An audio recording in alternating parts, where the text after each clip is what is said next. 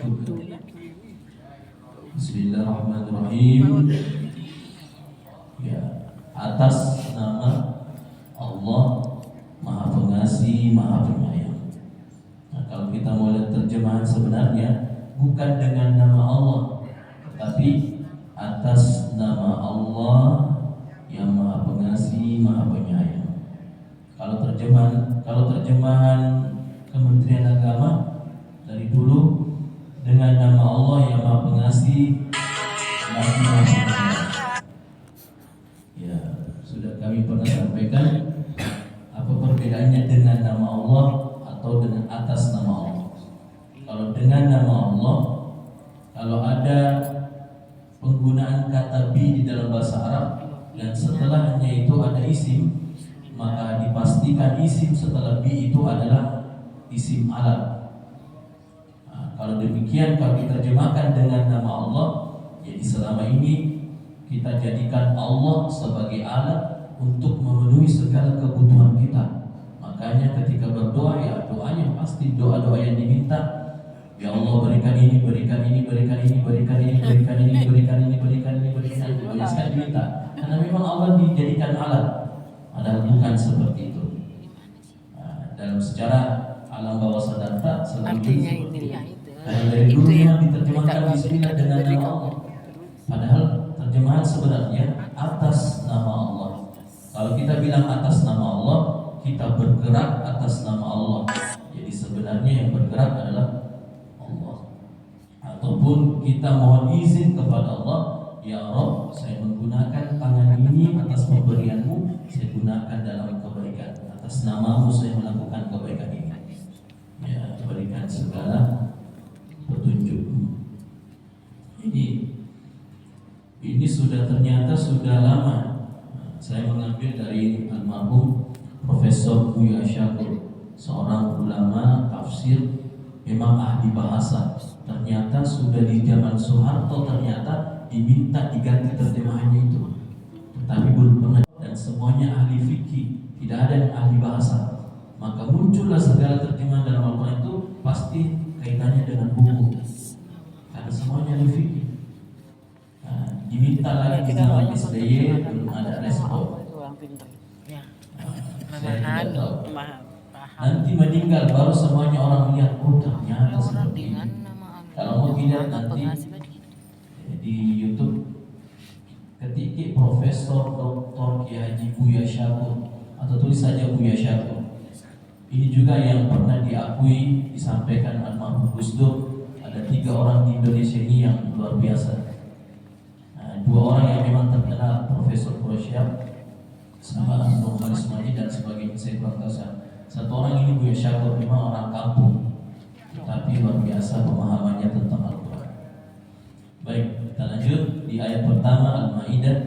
Ya ayyuhalladzina amanu, wahai orang-orang yang beriman, aufu bil uqud, aufu, penuhilah dalam kehidupanmu bil uqud, janji-janji.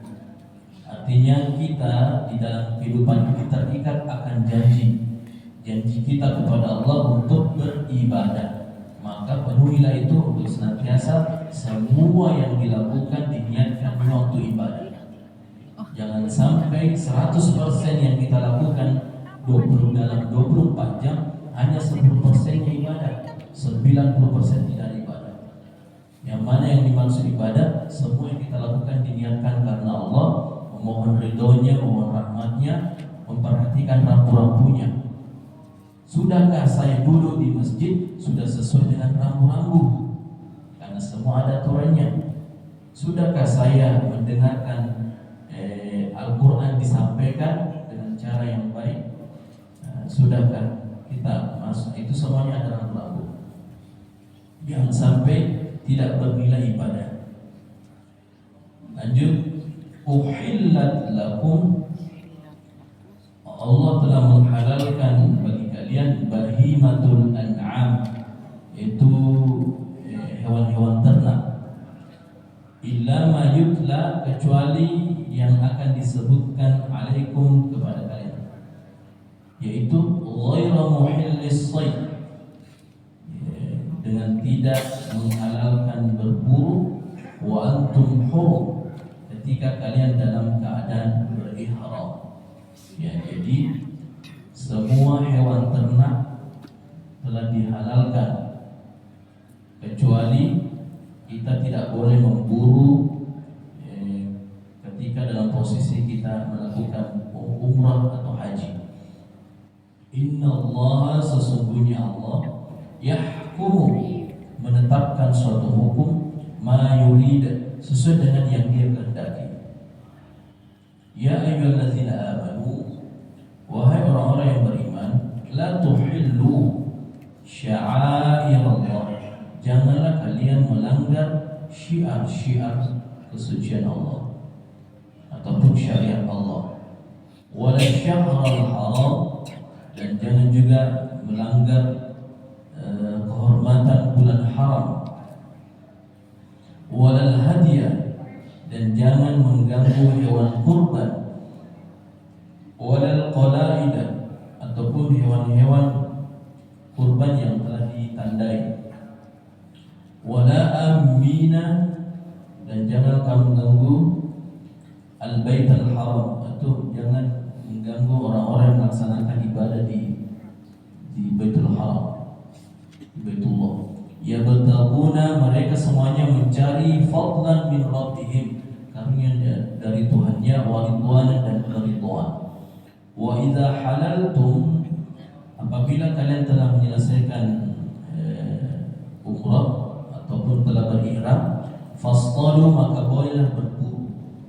Ini kondisi umat Islam di awal-awal, mereka kan senantiasa berburu.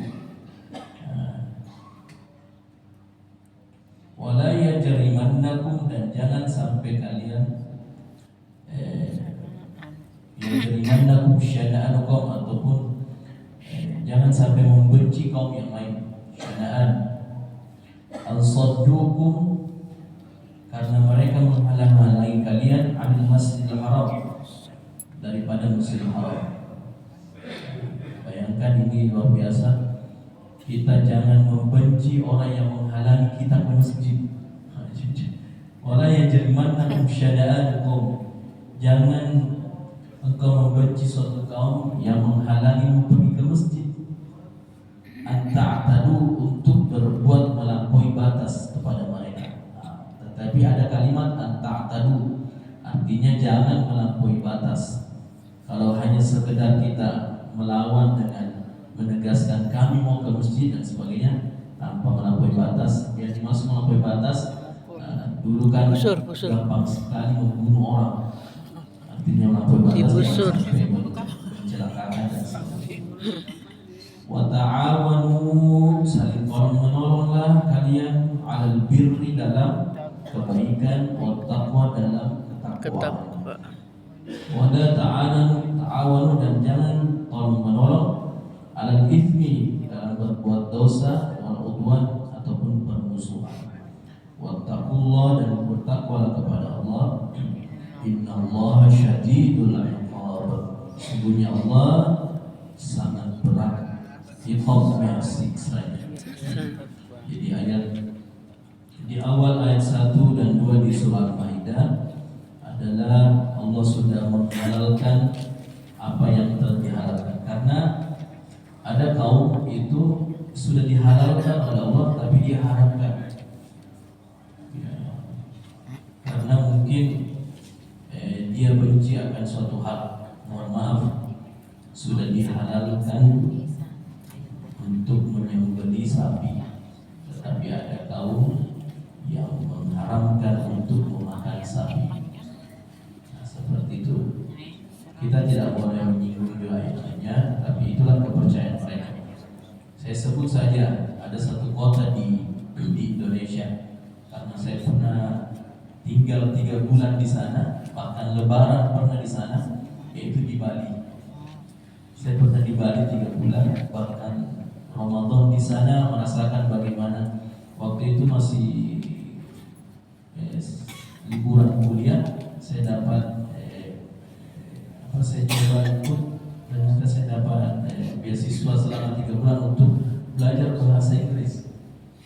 Ya, di IELTS di situ.